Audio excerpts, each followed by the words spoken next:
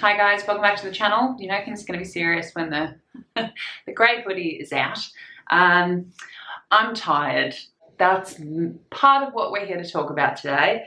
I fell in a bit of a heap last week. If you follow me on Instagram, you would know that.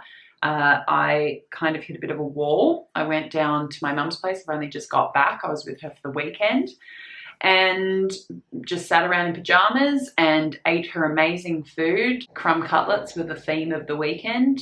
Chef kiss to you Louise. No one does crumb cutlets like you do.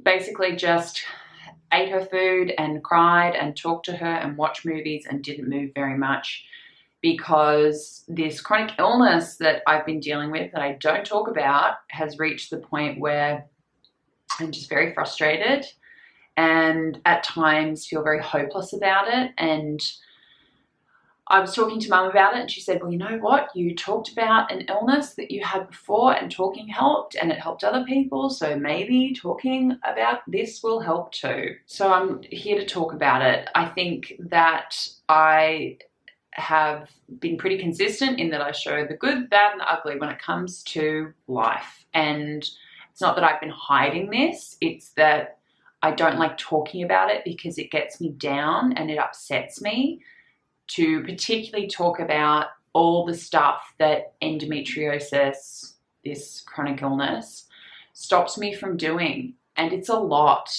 and I'm so over it. And I can't be over it because other than a hysterectomy, which I want to have children, so I'm not there yet, or having a child, some people have a child and their endometriosis clears up. I'm definitely not there yet. Give me a little while. She'll get there eventually. There is no cure for endometriosis. And even like the having a baby option is not a guarantee. There are women who have a baby and they still suffer from endometriosis. So if you don't know what endometriosis is, if you are someone who has a period, there's a possibility you could have it because 1 in 10 people who menstruate have endometriosis. And it basically is very painful. For some women, it is pain as severe as childbirth. I have not had a child, but I would venture a guess that given my doctor says that mine is one of the nastiest cases he's ever seen, and he's been a gynecologist for 40 years, so that was a depressing update. There's a good chance that I'm in that category. Women who have had children and endometriosis say that is how painful it is. It also means severe fatigue. I feel like I have chronic fatigue a lot of the time, particularly around when I ovulate and before my period, just debilitating tiredness. I have diaphragmatic endometriosis, which means the endometriosis grows up around my diaphragm. So I have pain in my shoulder. I get pain in my hips, which feels like something's wedged in there. I can't walk long distances a lot of the time for someone who loves hiking, who likes to put on a pair of heels and, you know, head around town with my friends. Can't do that. That hurts too much. Sometimes even going and getting a cup of coffee across the road is painful. And look, I understand we are in the middle of a health crisis. I am not complaining that this is that, but it's just something I haven't talked about. And I think particularly because last week was Dad's 1-year anniversary of his passing on Monday, which I spent with my sister. That was obviously a really hard day. And then with the endo as well, and with, you know, last week was the first time that with COVID that I've been like, oh my God, we're stuck. And like, how long is this going to be like this for? And I haven't felt like that since COVID started. I think because my life's been so weird for the last year or so anyway, that it was like, oh, weirdness, that seems right. But last week it all just seemed to come together. And part of that is because I get so tired and I get so run down that shoring up my mental health and being proactive with my mental health gets harder and harder because some days I'm just trying to make it through. Like right now I'm so tired that there is a thudding pain behind my left eye and I just want to go and lie down on the couch. And I could wake up at like 6 o'clock tomorrow morning. It is now 3 o'clock in the afternoon. I could just sleep the whole way through, and that is not me. I used to be in bed at 10, up at 5, off doing a stroll with a podcast, smashing out work, doing a video, doing a podcast, you know, going to a meeting, going out for dinner. Like, I can't do that anymore. Sometimes I can't do anything. I feel cheated because I want to do so much with my business and with my friends and with my life, and I have all the ideas and all the motivation, all the input, and my body just says no. And so many people are dealing with this, 10% of us. The funding is terrible. The awareness is terrible. Anyone who I talk to about endometriosis, unless you have it or you know someone who has it, people are like, what's that? The people who know what it is are like, oh no, sorry about it. And part of that is because we don't have enough female representation in government. If there's not enough female representation in government, then there's not enough awareness, and therefore there's not enough impetus to put some funding towards figuring out a cure, or at least being able to help subsidize people going and having surgery when they need it. Surgery, mind you, again, not a cure. It just sort of keeps it at bay, because what it is it's basically tissue growing where tissue shouldn't be growing. Like, it grows on my diaphragm, it grows everywhere where it should only be growing in my uterus. That's all growing in places it shouldn't. And the thing is, like my doctor told me, once they figure out the cure to endometriosis, it'll give them even more insight into cancer, because cancer is tissue growing where tissue shouldn't be. Or vice versa. If they figure out the cure to cancer, they'll probably figure out the cure to, hey Josie, they'll probably figure out, she also has endometriosis. And all the time that I was like, oh Josie, I'm so sorry about your endometriosis, I had it and didn't know it. That's the other thing. I'm not just here to sort of whinge at you. I'm not whinging. I wouldn't say somebody else was whinging, so I shouldn't be that harsh on myself, but just here sort of like brain dumping on you is because I do want to talk about this more, whether it's through the podcast or whatever. I do want to, you know, reach out to you guys if that's something that you're dealing with, or if you're aware of sort of advocacy groups that I should get in touch with. I'm literally starting and flying blind. If you know anything, if you know where I should put my energy or focus, or people I could interview or whatever, please leave them in the comments below.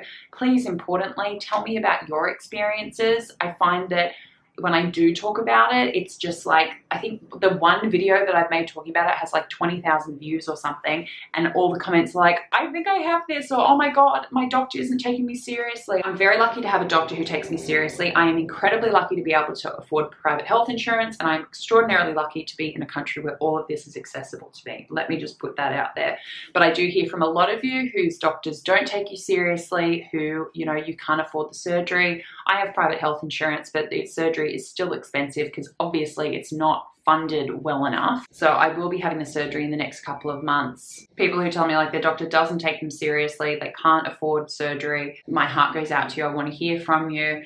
I want to hear from you guys, you know, about any chronic illness that you're dealing with, particularly ones that people can't see. That's really hard. No one wants to sit around and be like, hi guys, just so you know, even though I look fine from the outside, sitting here at this lunch with all of you, my insides are on fire. Or, sorry guys, can't go hiking this weekend because I'm due for severe nerve pain in my hips and I won't be able to walk to the toilet without scream crying. Like, no one wants to be that person. And like, my friends didn't realize until I put something up on my story the other day, just being like, I have hit a wall. I've hit a huge physical wall and therefore like a coping wall.